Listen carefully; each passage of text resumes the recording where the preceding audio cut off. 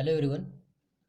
Again in the heat transfer lecture series, we are going to study a new topic in this lecture as generalized heat conduction equation in Cartesian coordinate system. In this, we have considered a parallelepiped element which has the dimensions dx, dy and dz in x, y and z directions respectively. Here Qx, Qy and Qz are the heat input to this element in x, y and z directions respectively. Along with here Q dot x plus dx is the heat output from the element in x direction. Q dot y plus dy heat output in y direction, and Q dot z plus dz is the heat output from the z direction. Same are mentioned here. So here Q dot x, Q dot y and Q dot z are heat inputs to the element in x, y and z directions respectively. Again Q dot x plus dx, comma Q dot y plus dy, Q dot z plus dz is equal to heat output from the element in x, y and z directions respectively. And here dx, dy and dz are the dimensions of the element in x, y and z directions respectively. Now we'll see energy generation into the element. So here E dot G is the energy generated within the element, and its value is E dot generation is equal to E dot generation multiply with volume of element. So this is equal to E dot generation multiply with dx, dy, dz. So this is the volume of element. So product of dx, dy and dz is the volume of element. Now within the element we have shown here the rate of internal energy change. This is denoted as daba E by daba small t. So t is for small t is for time. Okay. Now this is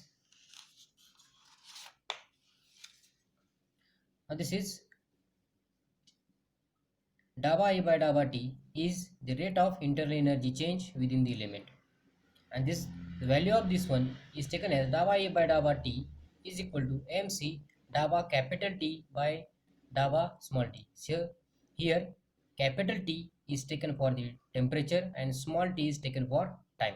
So that means here the temperature is changing according to the time. So this is also indicated as rho c. Rho is density of the element, c is specific heat, daba capital T by daba small t. So density multiply with volume, we will get the mass. So that's why we are getting this equation.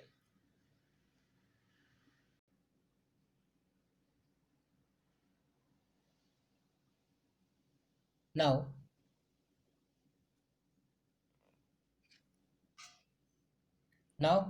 applying the heat balance equation. Now applying the heat balance equation.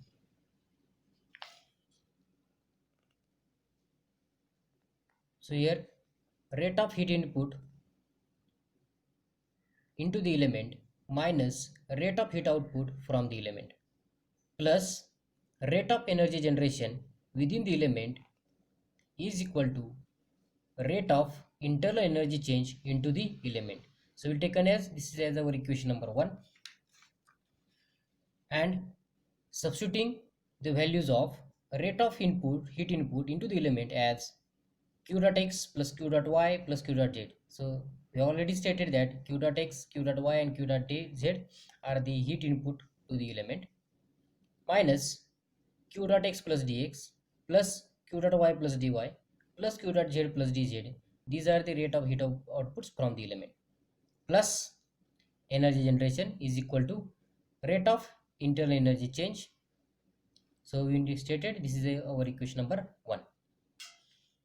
Now according to the Taylor series of expansion and neglecting higher order terms, okay, So we'll show here q dot x plus q dot x plus dx is equal to q dot x plus dava q dot x divided by dava x multiply with dx.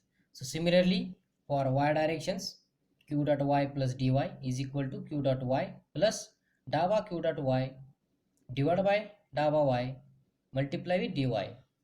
And in z directions, q dot z plus dz is equal to q dot z plus dava q dot z by dava z multiply with dz. So this is our equation number 2. Now substituting the values, above values, in equation number 1 and rearranging the equation, we will get, so here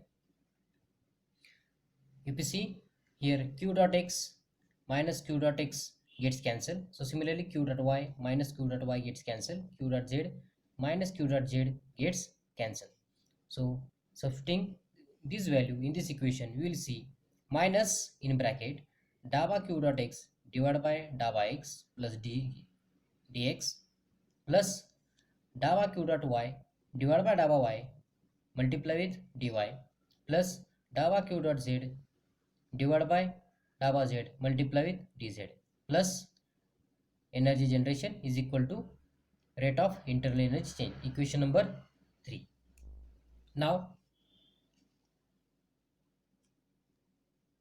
we know that according to the Fourier law of heat conduction, we will see the rate of heat input to the element as q dot x is equal to minus k dy dz multiply with dava t by dava x. Here k is the thermal conductivity, and the thermal conductivity of the element we are taken as a constant, and dy multiply with dz. So this is the area perpendicular to this heat input. So we will see in the figure.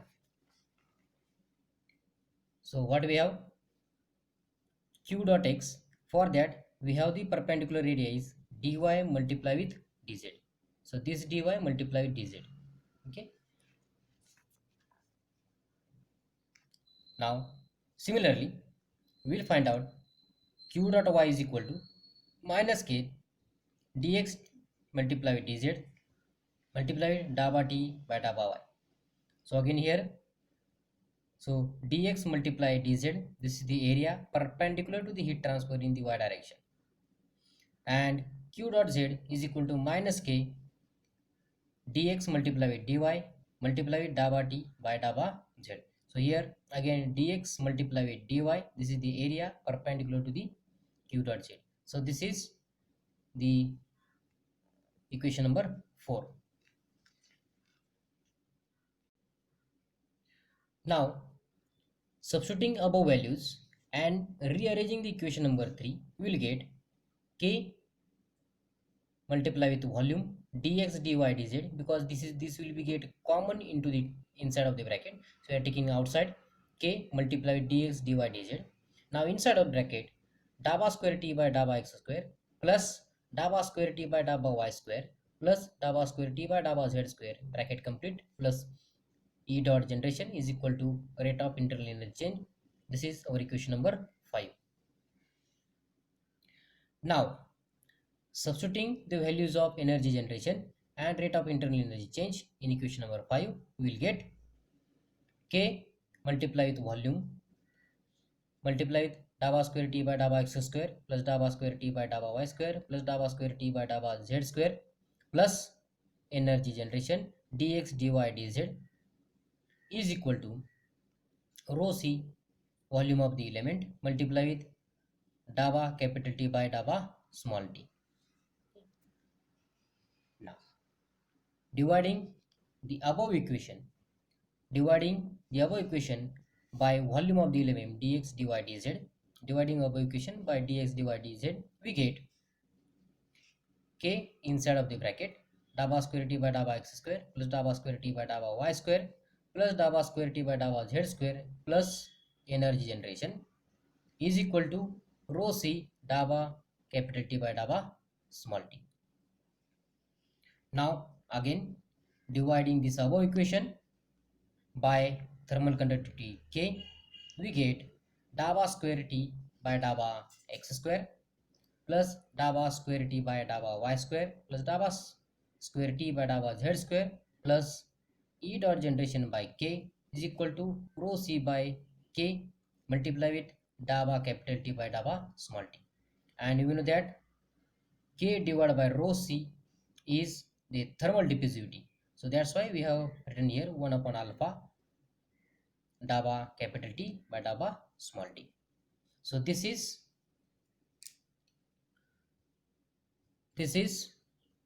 the generalized heat conduction equation in Cartesian coordinate system.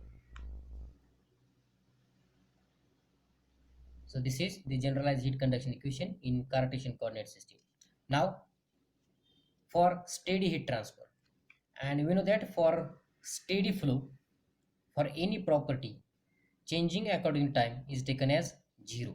So that's why the rate of internal energy change is become 0. So that's why the equation becomes dava square t by dava x square plus dava square t by dava y square plus dava square t by dava z square plus energy generation divided by k is equal to 0. Now again for steady heat transfer and no heat generation.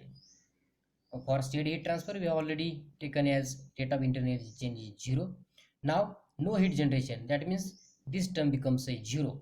So that's why dava square t by dava x square plus dava square t by dava y square plus dava square t by dava z square is equal to 0.